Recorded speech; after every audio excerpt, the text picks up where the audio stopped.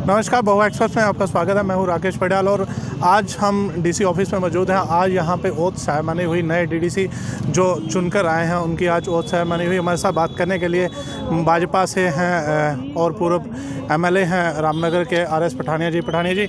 आज जो एक सौगंध खाई है, किस तरह की सौगंध खाई है, किस तरह से उभर कर भारतीय जनता पार्टी जो है, लोगों ने तो अपना काम पूरा कर दिया, लोगों ने तो बहुमत से विजय करके भेजा है। भारतीय जनता पार्टी एक नया रूप जो है किस तरह से धारण करके आएगी लोगों के बीच? पहले तो पार्टी पॉलिटिक्स से ऊपर अगर उठ के देखें आप, प्रजातंत्र की जीत हुई है। एक कोशिश की गई माहौल बनाने की, पोल बाइकॉट होगा, लोग अपने घरों से बाहर नहीं जाएंगे। एक वक्त था कि चुनी हुई सरकारों में 10% 5% पोल था, लेकिन आज 54-55% पोल पूरे जम्मू कश्मीर में रिकॉर्ड किया गया है। दूसरा, अगर आप इसको दूसरे एंगल से अगर आप देखें, आप जैसे बात कर रहे हैं सौगंध की, एक वक्त था कि एक परिवार, 2 परिवार, 3 परिवार, इन्हीं परिवारों का राज चलता था जम्मू कश्मीर में, लेकिन आज एक नया क्रॉप ऑफ लीडरशिप है। हर ज़िला में 14 नए लीडर, और वो 14 नए लीडरों में भी SC ST और महिलाएं बराबर के तौर पे। तो ये एक सबसे बड़ी एक मेजर डेवलपमेंट है। और ऐसे ही उधमपुर में भी हर पछड़ा, हर पसमानदा क्षेत्र को, एक बात की जाती थी पंचारी को रिप्रेजेंटेशन नहीं मिलती, एक बात की जाती थी डुडू बसंतगढ़ को रिप्रेजेंटेशन नहीं मिलती, गोल्डी की बात की जाती थी, लाठी की बात की जाती थी। और इन सभी क्षेत्रों को अपना अपना नेतृत्व दिया गया, इनको रिप्रेजेंटेशन, इनको एक ज़ुबान दी गई है। ये एक सबसे महत्वपूर्ण बात है।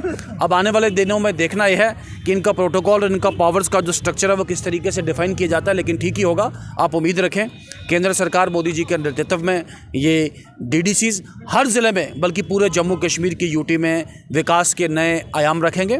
और जिसे कहते हैं, एक जो लोगों का और चुने हुए लोग नेताओं का जो एक फासला भी दूर होगा, और दिल्ली और जम्मू कश्मीर का फासला भी दूर होगा। बात सुनी जाएगी बेहतर से, बात कही जाएगी बेहतर से। यही आज की खास बात है। हमारे साथ DDC खून की जो दिलचस्प सीट थी, काफ़ी नज़रें लोगों की टिकी हुई थी वहाँ पे। वहाँ से जो विजय घोषित होकर आई थी, हमने दर्शकों को उस दिन भी बताया था, जबकि हालांकि रिजल्ट डिक्लेयर होना बाकी था, लेकिन हमने पहले ही बता दिया था कि खून सीट से जो है उन्होंने खुद अपनी ज़ुबानी से बताया था कि वह विजय घोषित हो गई हैं। हमारे साथ जूही मनाज जी हैं। जूही मनाज जी एक एडवोकेट हैं, लेकिन अब नया सफ़र उनका एक और शुरू होने वाला है, पॉलिटिशियन में और नया है। मैम, किस तरह की शुरुआत रहेगी पॉलिटिशियन में? शुरुआत तो यही रहेगी, जैसे कि हम DDC खड़े थे, मेन तो यही था, हमारे डेवलपमेंट के लिए ही हम आए हैं। तो जैसे कि सड़क, पानी, बिजली की समस्या है, वही हम सॉल्व करेंगे पहले नंबर।